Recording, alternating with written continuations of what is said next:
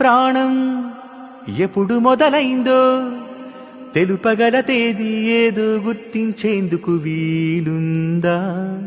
ప్రణయం ఎవరి హృదయంలో ఎప్పుడు ఉదయిస్తుందో గమనించే సమయం ఉంటుందా?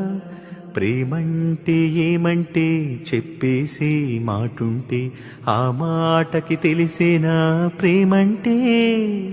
అది చరితలు సైతం చదవని వైనం, కవితలు సైతం పలకని భావం, సరిగమలెరుగని మధురిమ ప్రేమంటే.